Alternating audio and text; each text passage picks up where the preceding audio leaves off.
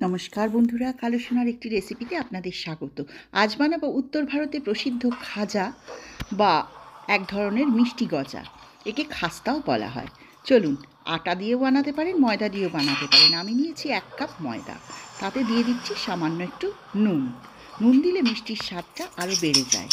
এইবার তার মধ্যে ময়ান হিসেবে দিয়ে দেবো গলিয়ে রাখা নর্মাল টেম্পারেচারের বড় বড় 4 চামচ ঘি। ঘি দিয়েই সাধারণত এই মিষ্টিগুলি করা হয়, কারণ দোল, পুজো, পার্বণ উপলক্ষে যেহেতু এগুলো করা হয়, এর আস্বাদের জন্য ঘি ব্যবহার করবেন। সাদা তেলে হবে, তবে আস্বাদে অনেক তফাৎ হবে। এবার জল দিয়ে বেশ টাইট করে মেখে নিতে হবে। খুব নরম মাখা কিন্তু হবে না। একসাথে জল দেবেন না, অল্প অল্প করে বারে বারে জল দেবেন। যতটা লাগবে ঠিক ততটাই জল দেন। অনেকটা এই রকম হবে। এইবার এটা থেকে আমি ভালো করে ডলে ছোট ছোট করে লেচি কেটে ফেলব। আমার কাছে প্রায় 8-9টি লেচি হয়েছে। আরেকটা জিনিস তৈরি করে নেব। এটা হচ্ছে এক ধরনের ময়দার আঠা। 2 চামচ ময়দার সাথে মিশিয়ে নিচ্ছি 4 চামচ ঘি। এবার দেখুন, খুব ভালো করে ফেটিয়ে নিচ্ছি। ফেটিয়ে নিলে এটা একটা লেইয়ের মতো মিশ্রণে পরিণত হবে।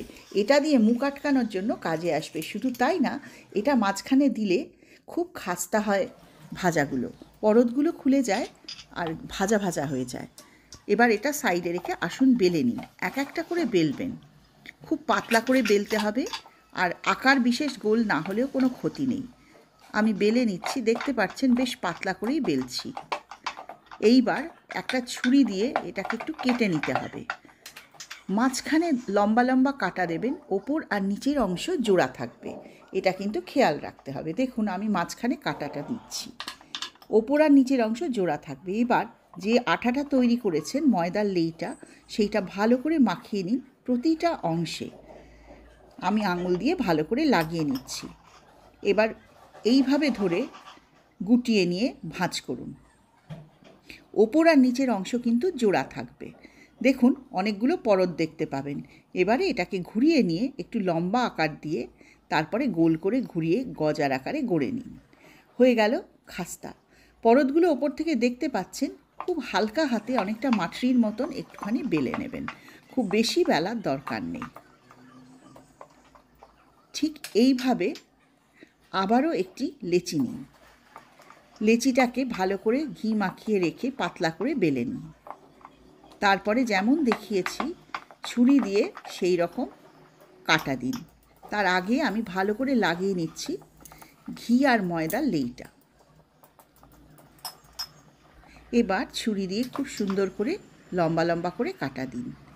ঘরোয়া পদ্ধতিতে কম তেল মশলায় খাবার রান্না দেখার জন্য আমার কালো সোনা চ্যানেলে সাবস্ক্রাইব করুন। বহু মিষ্টির রেসিপিও আমার চ্যানেলে আছে। এবার গুটিয়ে নিন।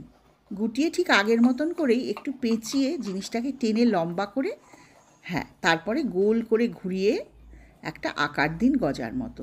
নিচের অংশটা আটকে দিন। তারপর হালকা হাতে একটু বেলে পরতগুলো রেখে নিন।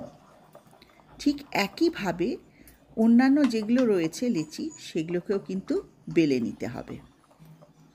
উত্তর ভারতে এগুলো সাধারণত পুজো পার্বণ, দোল, হোলি এই সময় হয়ে থাকে। এগুলোকে ওনারা বলেন খাস্তা, অর্থাৎ খুব মচমচে এবং ভেতরে ঘি থাকার জন্য প্রতিটা পরত খুলে খুলে ভাজা ভাজা হয়ে যায়। তাই খাস্তা নামেও এগুলোকে ডাকা হয়। মিষ্টি চাইলে আমরা এটাকে চিনির রসে দেব, যাতে এটা একটু মিষ্টি হয়। এইভাবে গড়ে নিচ্ছি সমস্ত লেচিগুলোকে। দেখুন, আমার 9টা মতো লেচি হয়েছে। চলে আসলাম। এবার আগে চিনির রসটা তৈরি করে নিচ্ছি। আমি নিয়েছি 1 কাপ মতো চিনি, তাতে ঠিক 1 কাপ মতো জল। চিনিটা গুলে যাওয়া অবধি ভালো করে নাড়তে হবে। আমরা কিন্তু খুব ঘন চিনির রস করব না, একটু চটচটে মতো হলেই কিন্তু আমাদের কাজ হয়ে যাবে। এবার দেখুন, রসটা ফুটে উঠেছে। আমি হাত দিয়ে দেখে নিচ্ছি চটচটে হয়েছে কিনা। রসটা একটু চিট ধরলেই কিন্তু নামিয়ে নিতে হবে, কারণ গরম অবস্থায় রসটা আরও খানিকটা শুকাবে। দেখুন, আমার মনে হচ্ছে হয়ে গেছে। এবার এটাকে সাইডে রেখে তেল গরম করে সাদা তেল আর ঘি মিশিয়ে এক এক করে ভেজে নিন খাস্তাগুলোকে।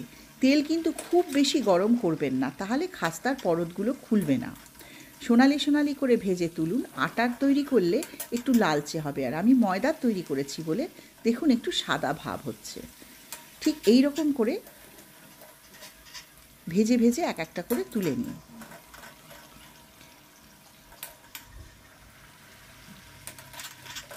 খুব বেশি একসঙ্গে দেবেন না, তাহলে কিন্তু পরোটগুলো ফুলতে পারবে না। দেখুন পরোটগুলো আপনারা দেখতে পাচ্ছেন, এইভাবে খাস্তাগুলো ভেজে ভেজে আমি সব তুলে নিলাম। খুব সুন্দর পরোটগুলো দেখা যাচ্ছে। দেখুন পরোটগুলো কিন্তু ভালো দেখা যাচ্ছে, বুঝতেও পারছেন। আমার ভাজা প্রায় হয়ে গিয়েছে। এইবারে এই সমস্তগুলো তোলা হয়ে গেলে একসাথে দিয়ে দেব চিনির রসে। খুব বেশিক্ষণ যদি রসে রাখেন তাহলে খাস্তাগুলো নরম হয়ে যাবে। আপনাদের একটা ভেঙে দেখাচ্ছি কত মচমচে হয়েছে। দেখুন একেবারে খাস্তা হয়েছে, মচমচে হয়েছে। এবার তুলে চিনির রসে দিয়ে দিলাম সব একসাথে। চিনির রস একটু গরম রাখবে। সাজিয়ে দিয়েছি একটুখানি গুঁড়ো দুধ বা খোয়া দিয়ে, দেখতে খুব সুন্দর লাগবে।